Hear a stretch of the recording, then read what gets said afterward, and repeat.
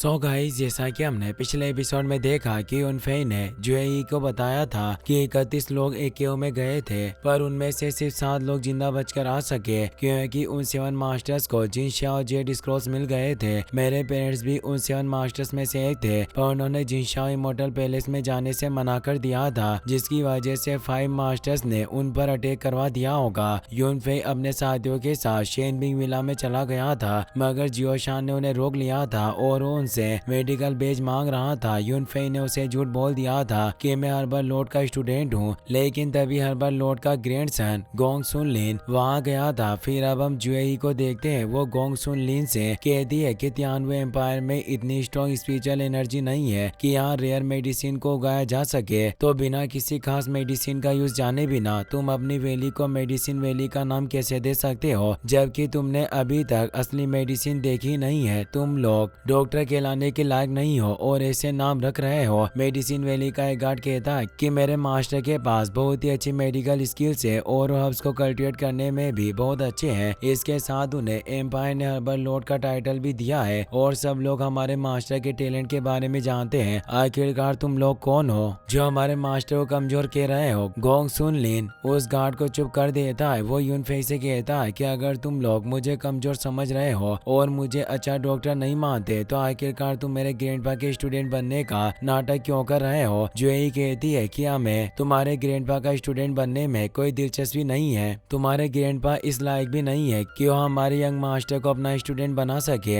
हम किसी दूसरे हर्बल लॉर्ड की बात कर रहे हैं। गोंग सुन लिन कहता है कि तुम्हें देखकर ऐसा लगता है कि तुम मेरे ग्रैंडपा के स्टूडेंट बनने के लिए ये सब झूठ बोल रहे हो, पर मेरे ग्रैंडपा तुम्हें स्टूडेंट नहीं बना सकते हैं। अगर तुम चाहो तो मैं तुम्हें अपना स्टूडेंट बनाकर सारी मेडिसिन और हर्ब्स के बारे में सिखा सकता हूँ। जो यही कहती है कि तुम्हारी मेडिसिन वैली बहुत ही ज्यादा कमजोर है। तुम लोगों की इतनी औकात नहीं है कि तुम हमारे यंग मास्टर को मेडिसिन के बारे में सिखा सको। यहाँ तक कि तुम हमारे यंग मास्टर के सर्वेंट बनने के भी लायक नहीं हो। इसे गोंग सुन लिन और उसके गार्ड्स को काफी गुस्सा आता है। गोंग सुन लिन जो इसे कहता है कि तुम बहुत ही ज्यादा घमंडी हो। पहले तो तुमने हर्बल लॉर्ड का स्टूडेंट बनने का नाटक किया और अब तुम मेडिसिन वैली के ग्रैंडसन की बेइज्जती करने की कोशिश कर रही हो। क्या तुम्हें सच में ऐसा लगता है कि यह सब होने के बाद मैं तुम्हें इतनी आसानी से यहाँ से जाने दूंगा? आज मैं तुम्हें इस गलती की सजा देकर रहूंगा। ये कहकर जिंग अपने व्हाइट टाइगर को एक्टिवेट कर लेता है और उससे जुएई पर अटैक कर देता है। ये देखकर सब लोग घबरा जाते हैं। उन्हें लगता है कि अब जुएई इस अटैक से नहीं बच पाएगी और मारी जाएगी। जुएई तेजी से अपनी आइस ब्लेड को इसके बट से बाहर निकालती है और स्लेज से व्हाइट टाइगर पर अटैक कर देती है। जुएई अपनी ब्लेड को फिर से इसके बट के अंदर रख लेती है। जुएई की स्पीड देखकर सब लोग हैरान हो जाते हैं, मगर उसके अटैक से जिंग को कुछ भी नहीं हुआ था। इससे किसी को कुछ समझ नहीं आ रहा था कि जुएई का अटैक फेल कैसे हो गया।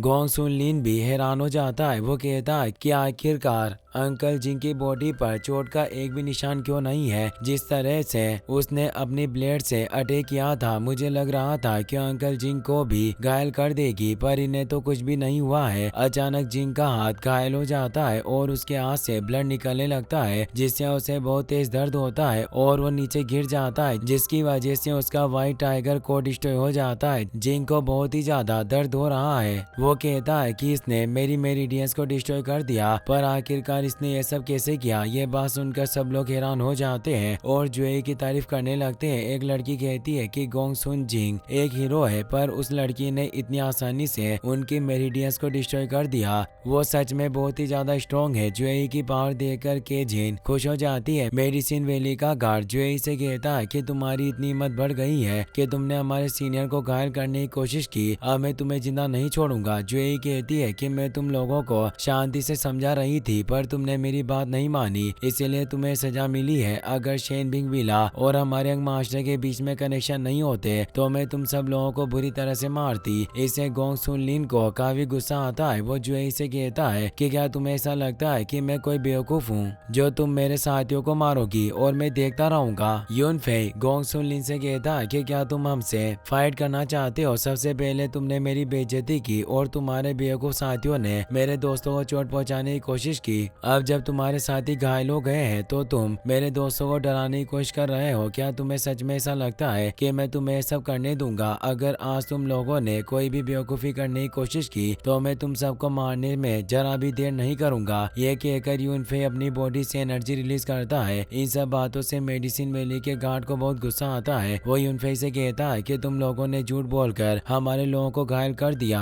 और अब तुम घमंड दिखाकर हमें डराना चाहते हो, पर मैं ऐसा कभी नहीं होने दूंगा। ये कहकर अपने 5 टाइगर सोल ब्रेकिंग शॉट को एक्टिवेट कर लेता है और यूनफे पर अटैक करने लगता है। उसे देखकर वू चेन कहता है कि इंसान बहुत ही ज्यादा बेवकूफ होते जा रहे हैं, इन्हें एक आसान बात समझ में क्यों नहीं आती है। लगता है कि अब मुझे ही इसे समझाना होगा। ये कहकर वू चेन अपनी गोल्डन बुद्धा बॉडी को एक्टिवेट कर लेता है और अपने डिवाइन पाम से गार्ड का अटैक फेल कर देता है, जिसकी वजह से गार्ड दूर जाकर गिरता है और उसकी हालत खराब हो जाती है। वू चेन के अटैक की वजह से गोंग सुन लिन और उसके साथी भी दूर हो जाते हैं। वू चेन कहता है कि मुझे लगता है कि अब तुम्हें समझ में आ गया होगा कि तुम हमारे यंग मास्टर के सामने कुछ भी नहीं हो, इसलिए शांति से इस मैटर को सुलझा लो। वो गार्ड सोचता है कि मैंने आज से पहले इतना पावरफुल कल्टिवेटर नहीं देखा। आखिरकार तियानवे एम्पायर पर इतना स्ट्रॉन्ग कल्टिवेटर कैसे आ गया? वू चेन की पावर देखकर सब लोगों के होश उड़ जाते हैं। जियोशान कहता है कि मोंक बहुत ही ज्यादा पावरफुल है, मुझे लगता है कि कम से कम एलिक्सी लेवल पर पहुंच गया होगा। तभी फेंगयू का सौतेला बेटा लू शाओतियान अपने साथियों के साथ वहां आता है। वो कहता है कि आखिरकार ऐसा कौन है जो शेनबिंग विला के लोगों को परेशान करने की कोशिश कर रहा है। उसे देखकर शेनबिंग विला के लोग खुश हो जाते हैं। यूनफे शाओतियान को जानता था, इसीलिए वो गोंग सुन लिन पर अटैक नहीं करता। शाओतियान जियोशान से पूछता है कि यहाँ सब ये क्या चल रहा है और ये लोग एक दूसरे से फाइट क्यों कर रहे हैं। जियोशान को उसे सारी बातें बताता है, जिससे शाओतियान को काफी गुस्सा आता है। वो जियोयान से कहता है कि गॉडफादर ने तुम्हें मेडिसिन वैली के गेस्ट को लेकर आने के लिए कहा था, पर तुम यहाँ खड़े होकर उनकी बेइज्जती होते हुए देख रहे हो। तुम किसी भी काम के नहीं हो। जियोशान कहता है कि मुझे कुछ सोचने का मौका ही नहीं मिला और वो सब अचानक फाइट करने लग गए। शाओतियान कहता है कि भले ही वो फाइट कर रहे थे, पर तुम्हें उन्हें रोकना चाहिए था। जियोशान कहता है कि आप कैसी बातें कर रहे हैं, ये सब लोग एनर्जी रियल्म के कल्टिवेटर हैं, मैं इनका मुकाबला नहीं कर सकता हूँ। अगर मैं इनकी फाइट में चला जाता तो ये लोग मुझे जिंदा नहीं छोड़ते। शाओतियान अपने गार्ड से को गोंग सुन लिन की मदद करने के लिए कहता है। कुछ गार्ड्स जाकर गोंग सुन लिन और उसके साथियों को संभालते हैं। एक गार्ड शाओतियान से कहती है कि उन तीनों लोगों के पास मैजिकल बेज नहीं है, पर फिर भी वो शेनबिंग विला में घुसने की कोशिश कर रहे हैं और इन तीनों ने बिना वजह मास्टर लिन पर अटैक कर दिया। गोंग सुन लिन शाओतियान से कहता है कि अच्छा हुआ कि तुम यहाँ आ गए, वरना ये तीनों बेवकूफ मुझे मार देते। ये तीनों मेरे ग्रैंडपा के स्टूडेंट होने का नाटक कर रहे हैं, इनकी वजह से मैं काफी घायल हो गया हूँ। मुझे डर है कि अब मैं लॉर्ड फेंगयू की वाइफ को ठीक कर भी पाऊंगा या नहीं। शाओतियान यूनफे से कहता है कि हमने गोंग सुन लिन को लॉर्ड की वाइफ को ठीक करने के लिए यहाँ बुलाया था, पर तुमने उन्हें घायल कर दिया और हर बार लॉर्ड का स्टूडेंट बनने का नाटक किया। आखिरकार तुम कौन हो और ये सब क्यों कर रहे हो? एक गार्ड यूनफे से कहता है कि मैं मानता हूँ कि हमारा शेनबिंग विला तियानवे एम्पायर के 5 ग्रेट सेट्स जितना पावरफुल नहीं है, लेकिन हमारे पास स्कोड माउंटेन्स और रिवर्स टेक्निक है, जिसकी मदद से हम गोल्डन कोर स्टेज के कल्टिवेटर को भी मार सकते हैं। इसीलिए चुपचाप हमें बता दो कि तुम लोगों को किसने